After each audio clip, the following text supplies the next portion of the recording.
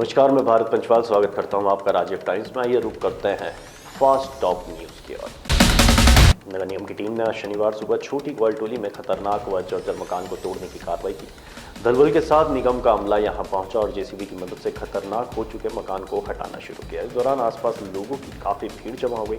Team ने कार्रवाई के पहले ही यहां आवाजाही बंद कर दी थी। नगर निगम आयुक्त शिवम वर्मा ने बारिश के पहले जनहित में खतरनाक और जर्जर मकान हटाने के निर्देश टीम को दिए हैं। भवन अधिकारी हितेश तिवारी ने बताया कि आयुक्त के निर्देश पर शनिवार को जोन 11 के वार्ड 55 में राम रतन अग्रवाल, अतुल अग्रवाल व अन्य का 13/1 छोटी ग्वालटोली का खतरनाक और जर्जर मकान हटाने की कार्रवाई की गई। निगम अमला 2 जेसीबी मशीन और पुलिस के साथ पहुंचा था। टीम ने रास्ते बंद किए और फिर मकान तोड़ने की कार्रवाई को शुरू किया।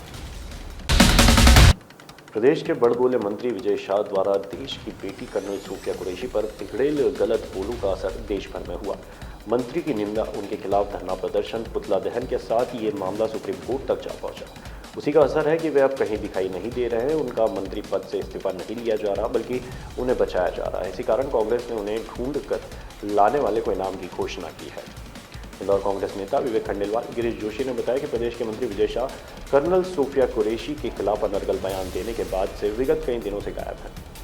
इंदौर में हुई कैबिनेट बैठक में भी वह उपस्थित नहीं थे। कई समाचार पत्रों के माध्यम से ज्ञात हुआ कि वो भूमिगत है। प्रदेश के एक मंत्री का इस तरह गायब होना बताता है कि प्रदेश का गृह विभाग कोई काम नहीं कर रहा है। भाजपा और प्रदेश सरकार उनका इस्तीफा नहीं ले रही है, जबकि पूरा देश और प्रदेश संपूर्ण विपक्ष सत्ता दल के नेता बयान दे चुके हैं उन्हें हटाया जाए, मगर उन्हें बचाया जा रहा है।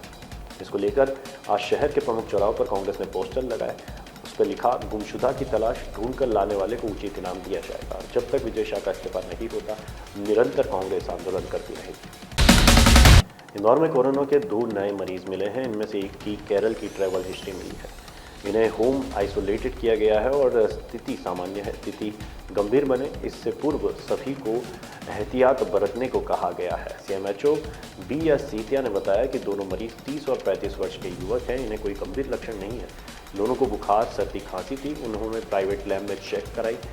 इसमें पता चला कि दोनों कोरोना पॉजिटिव है। इनके फिर से एक बार सैंपल लेकर जांच के लिए भेजे जाएंगे। इनके संपर्क में आए लोगों की पहचान की जा रही है और इनके सैंपल लिए जाएंगे। इसके पूर्व अप्रैल में कोरोना के 2 मरीज मिले थे। इनमें एक युवक था जबकि दूसरी बुजुर्ग महिला थी। दोनों को एक प्राइवेट अस्पताल में एडमिट किया गया था। दोनों को अलग अलग बीमारियां थी। इनमें से महिला की किडनी और बीमारियों के चलते मौत हो गई थी। इसके अलावा एक अन्य पॉजिटिव मरीज मिला था। इस तरह इस साल अब तक कोरोना पॉजिटिव के 5 मरीज मिले हैं। 25 मई से नवतपा दस्तक देने जा रहा है। ये तपाएगा या इस पर बारिश हावी रहेगी, अभी कुछ कह नहीं सकते, पर इतना कह सकते हैं कि इंदौर में पिछले 1 दशक से नवतपा अपने मिजाज के मुताबिक नहीं रहा है। 9 दिनों में पानी तो बरसता ही है। तापमान भी सामान्य रिकॉर्ड होता है। इस बार का नवतपा तो इससे भी आगे रहने वाला है। अधिकतम तापमान सामान्य से 3-4 डिग्री तक कम रहने के आसार हैं। वहीं इंदौर में इस बार मई माह अपने मिजाज के विपरीत बना हुआ। पहले दिन 42 डिग्री तापमान रहने के बाद इससे ज़्यादा नहीं रहा। फिर 4 मई को ही जोरदार बारिश के बाद बीच बीच में लगातार बारिश का दौर चलता रहा। अब 25 मई से नवतपा शुरू हो रहा है। मौसम विभाग के मुताबिक इसमें से भी तापमान औसत से कम रहेगा और बीच बीच में बारिश का दौर रहेगा। अभी स्थिति ये है कि 3 हफ्ते से तापमान 34 से 38 डिग्री के बीच रहा। पिछले 24 घंटों में दिन का तापमान 2 डिग्री गिरा है। वहीं रात के तापमान में 2 डिग्री का इजाफा हुआ है। दिन का तापमान अभी सामान्य से 6 डिग्री कम है। हमारे देश के जांबाज भारतीय सेना की बहादुरी पूरी दुनिया ने देखी। पाकिस्तान में छिपे आतंकियों के खिलाफ भारतीय सेना द्वारा चलाए गए ऑपरेशन सिंदूर की सफलता पर हमें नाज है। ऐसे में भारत में जहां लोगों ने विजय जश्न मनाया, वहीं इंदौर के कुछ युवाओं और संस्था माता वसुंधरा सेवा समिति ने देश की सेना को सम्मान दिया है। ऑपरेशन सिंदूर की सफलता पर इंदौर के युवाओं और विधायक रमेश मेंदोला फैंस क्लब के सदस्यों ने अपने खून से एक पत्र लिखकर भारतीय सेना को समर्पित किया है। उन्होंने पत्र में लिखा है कि हमारे सैनिकों की बहादुरी को दुनिया ने देखा है और हमें उन पर गर्व है। यह अनोखा तरीका युवाओं की देशभक्ति को दर्शाता है। ऑपरेशन सिंदूर हाल ही में जम्मू कश्मीर में चला सफल सैन्य ऑपरेशन था, जिसमें कई आतंकवादियों का सफाया किया गया था। युवाओं का कहना है कि ये कदम सोशल मीडिया पर भी वायरल हो गया है। खून से लिखा गया ये पत्र राजा कोठारी ने तैयार किया है। उन्होंने बताया कि संस्था के लता कैथवास, अश्विन उज्जैनकर, आकाश राठौर, अनीशा कोठारी और सोनू जायसवाल ने भी इस पत्र पर अपने खून से हस्ताक्षर किए। खंडवा जिले के बड़ा बोरगांव में एक युवक की सिर में गोली मारकर हत्या कर दी गई। पुलिस के अनुसार ये घटना शनिवार तड़के 3:30 से 4 के बीच हुई। आशंका है कि पत्नी के अफेयर में इस वारदात को अंजाम दिया गया है। पुलिस ने मामला दर्ज कर जांच शुरू कर दी और जल्द ही मामले का खुलासा करने का प्रयास कर रही है। पंधाना थाना क्षेत्र के बड़ा बोरगांव में अज्ञात आरोपी ने सनसनीखेज घटना को अंजाम दिया। यहां एक 35 वर्षीय युवक के घर में घुसकर सिर पर गोली मारकर हत्या कर दी। आशंका है कि पत्नी के अफेयर में इस वारदात को अंजाम दिया गया है। पुलिस के अनुसार मामला शनिवार तड़के 3:30 से 4 बजे के बीच का है। बड़ा बोरगांव निवासी आमिन पुत्र खलील घर में सो रहा था, तभी अज्ञात व्यक्ति घर में घुसा और कान के पीछे गोली मारकर उसकी हत्या कर दी। परिवार के सदस्यों ने बताया कि रात में 3 से 4 बजे के बीच उन्हें पटाखा फूटने जैसी आवाज़ आई। जब वो उठे तो उन्हें आमीन घायल अवस्था में मिला। तत्काल उसे अस्पताल लेकर पहुंचे, जहां डॉक्टरों ने उसे मृत घोषित कर दिया। मध्य प्रदेश सरकार ने 12वीं कक्षा में 75% या उससे अधिक अंक लाने वाले मेधावी विद्यार्थियों के लिए लैपटॉप योजना शुरू की है। इस योजना के तहत लगभग 94,000 विद्यार्थियों को लैपटॉप खरीदने के लिए 25-25 हज़ार रुपये की राशि दी जाएगी। विद्यार्थियों को अपने बैंक खाते की जानकारी शिक्षा पोर्टल पर अपडेट करनी होगी। इस बार माध्यमिक शिक्षा मंडल की 12वीं की परीक्षा का परिणाम पिछले साल से बेहतर है। इस कारण 75% से अधिक अंक लाने वाले विद्यार्थियों की संख्या करीब 4,000 बढ़ गई है। पिछले साल 90,000 विद्यार्थियों को लैपटॉप की राशि दी गई थी। कुल शिक्षा विभाग की ओर से माध्यमिक शिक्षा मंडल से विद्यार्थियों की संख्या मांगी गई थी। मंडल ने 12वीं में 75% से अधिक अंक लाने वाले विद्यार्थियों की संख्या और नाम की सूची भेज दी है। उधर लोक शिक्षण संचालनालय ने सभी जिलों के जिला शिक्षा अधिकारियों को आदेश जारी कर पात्र विद्यार्थियों के बैंक खाते को अपडेट करने के निर्देश दिए।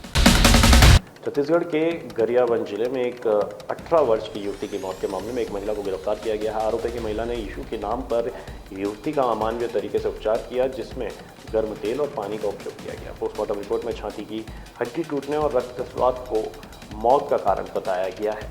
गरियाबंद में मानसिक रूप से बीमार 18 वर्ष की युवती की मौत के मामले में एक महिला को गिरफ्तार किया गया है। वह यीशु के नाम पर युवती का अमानवीय तरीके से उपचार कर रही थी। उस पर गर्म तेल और पानी डालकर छाती पर चढ़ गई। शॉर्ट पोस्टमार्टम रिपोर्ट में छाती की हड्डी टूटने और अत्यधिक रक्तस्राव को कार्डियक अरेस्ट और मृत्यु का संभावित कारण बताया गया है। मृत्यु युविता सोनवानी रायपुर की थी। वह अपनी मां सुनीता के साथ महासमुंद में रह रही थी। युविता को कई वर्षों से मानसिक समस्या थी, जिसका उपचार चल रहा था। मध्य प्रदेश के भीतरवार से एक वीडियो भी सामने आया, जहां जीजा और बहन के बीच लड़ाई हो रही थी। तब साला वीडियो बना रहा था। इसी से नाराज होकर जीजा ने गोली चला दी। भीतरवार तहसील के सहारन गांव में गुरुवार रात जीजा ने साले की गोली मारकर हत्या कर दी। साला बहन को ससुराल छोड़ने आया था। इसी बीच विवाद में जीजा ने गोली चला दी। जो बचाने आई उसकी पत्नी के चेहरे पर लगती हुई साले के सीने में जा लगी। घटना के बाद आरोपी परिवार सहित फरार हो गया। घटना का वीडियो सामने आया है, क्योंकि जब मौके पर पति पत्नी के बीच विवाद हुआ तो साला मोबाइल से वीडियो बनाने लगा था। इसी पर जीजा और गुस्से में आ गया और घटना को अंजाम दे डाला। भोपाल की 7 साल की बच्ची की जान बचाने और समय पर इलाज मुहैया कराने में पीएम श्री एयर एम्बुलेंस सेवा का उपयोग किया गया। बच्ची के लीवर की गंभीर बीमारी से पीड़ित होने की बात सामने आई, जिसके चलते इमरजेंसी में गुड़गांव के सुपर स्पेशलिटी अस्पताल के पीडियाट्रिक लीवर यूनिट में शिफ्ट किया गया। इस पूरे उपचार और ट्रांसपोर्ट का खर्च आयुष्मान भारत योजना के तहत किया गया है। सहकारिता, खेल एवं युवा कल्याण मंत्री विश्वास सारंग ने बच्ची को एयर एम्बुलेंस से गुड़गांव भिजवाया, जहां इलाज शुरू कर दिया है। शनिवार को मंत्री सारंग ने उनकी सेहत के बारे में डॉक्टरों से जानकारी भी ली। ये बच्ची मंत्री सारंग की नरेला विधानसभा के वार्ड 40 की रहने वाली है, जिसे एयरलिफ्ट पर गुड़गांव के सुपर स्पेशलिटी अस्पताल के पेडियाट्रिक लीवर यूनिट में शिफ्ट किया गया। दरअसल बच्ची का परिवार अपनी समस्या के लेकर मंत्री सारंग के निवास पर जन दर्शन में गया था, जहां सारंग ने तत्काल बच्ची को स्थिति देखकर भोपाल एम्स में इलाज प्रारंभ करवाया, जहां जांच के दौरान पता चला कि बच्ची को गंभीर बीमारी है, जिसके चलते इमरजेंसी में गुड़गांव उसे पहुंचाया गया। और फिलहाल के लिए बुलेटिन में इतना ही। ताज़ा तरीन खबरों के लिए देखते रहिए राजीव टाइम्स।